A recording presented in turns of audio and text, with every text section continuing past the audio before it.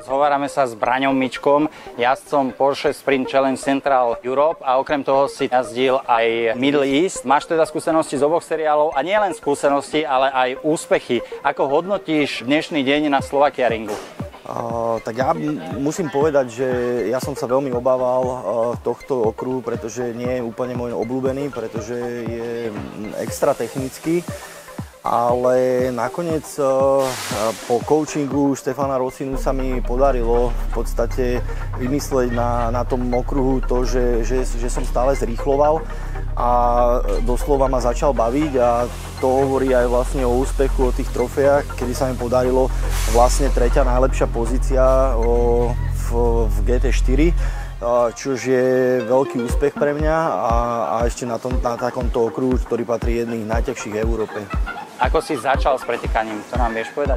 Áno, určite. Impuls tiež, musím sa opakovať, ale impuls mi dal Štefan Rosina, pretože on v minulosti jazdil za Lechner Racing, celý Porsche Cup. A v podstate prišla táto nová séria v podstate do strednej Európy. A on hovorí, Brani, choď, darí sa ti v tom, čo robíš, takže choď to vyskúšať. Takže vlastne takto minulý rok som tu bol prvýkrát, kde som v podstate mal možnosť vyskúšať prvýkrát GT4. Tie časy neboli také dobré, v podstate by som mohol povedať tu priamo, že som ich vylepšil už skoro 7 sekúnd, čo sa veľmi teším, takže ten progres tam je vidno, že jazdím. Takže... A myslím si, že nielen progres, lebo dneska si odnášaš až 3 poháre. Áno, presne tak, 3 poháre, ktoré som dostal v podstate vyhodnotený ako tretí najlepší jazdec vlastne šprintu, teda Raceu 1. A v podstate druhé miesto vlastne v prvám kategórii a v druhom závode som skončil vlastne v prvám kategórii celkovo tretí, takže... Prečo si zvolil Porsche? Teda už si spomínal, že inšpiráciou bol Stoffy Rosina a na druhej strane, čo pre teba Cayman GT4, respektíve možno aj 911 GT3 znamená? Všeobecne Porsche pre mňa znamená strašne veľa už od detstva, pretože som naviazaný na túto značku a celým môjim takým životným snom bolo sadnúť si do Porsche. A či už to bude GT4 alebo 911, kapovka, bol mi to úplne jedno. Svojím spôsobom chcem povedať, Porsche je pre mňa dokonalosť. Do toho auta si sadnete a to je, keď si obujete veľmi dobré topánky a sadnú vám na prvýkrát a to môžem povedať, že toto sa mi na tom najviac páči a verím, že raz príde ten čas, kedy si to Porsche kúpim aj ja taký akože normálne road car, hej, a budem ho využívať a budem sa reprezentovať s týmto autom. Máš skúsenosti aj s jazdením na Blízkom východe. Skús nám opísať okruhy a respektíve atmosféru, ktorá je na Blízkom východe. Ja by som to opísal v skratke asi tak, že bola to obrovská príležitosť, ktorú mi dal Lechner Racing na základe dobrých výsledkov, ktoré sa mi podarili robiť vlastne už pri vstupe do tohto seriálu.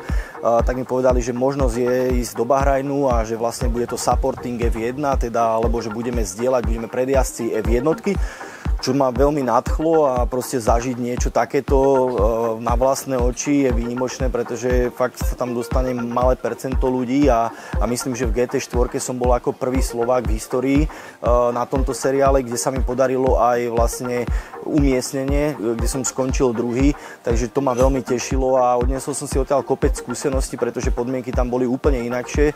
Myslím tak, že zafúka púšna búrka, naveje na trať viacej piesku, menia sa vám brzdné body a to patrí do toho nejakého takého repertuára alebo denníčka toho jazdca, kedy môže hovoriť o skúsenostiach, o predĺžených brzdných bodoch a podobných veciach. Takže veľmi ma to naplňa.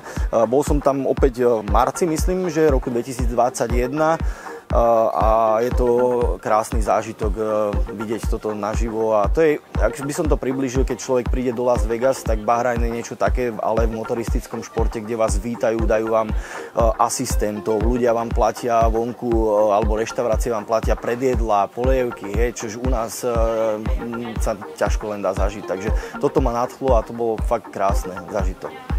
Ako si uzatvoril sezónu? Sezónu som uzatvoril v celkom hodnotení Middle East 4. Minulý rok vlastne v Central Europe to bolo 3. miesto A vlastne teraz sa to rysuje medzi druhým, tretím miestom, takže celkom je to zaujímavé na to, že som úplným nováčikom a vlastne idem v tomto maximálnou pokorou, pretože je stále čo sa učiť a tým by som to takto asi Dobre, a teraz nám povedz na záver tvoj ultimatívny sen, to znamená, kam to chceš až dotiahnuť. Môj sen je GT3, kapovka, ktorú by som chcel vyskúšať, pretože toto v podstate GT4 má také vycibrenie toho jazdného štýlu, pretože je tam viacej asistentov, ktoré pomáhajú vlastne korigovať to vozidlo. Takže týmto by som chcel povedať, že ja som bol v predošlých mojich vlastne závodoch do kopca, ktoré som jazdil, bol zvyknutý jazdiť bez ABS, proste hrubé, tvrdé auto. Tuto trošku pomáha ABS. Chcel by som nastúpiť do tej GT3 a vyskúšať toto vozidlo a rád by som povedal niečo potom viac o tom, takže, ale je to veľký sen. Snom je Porsche Supercup.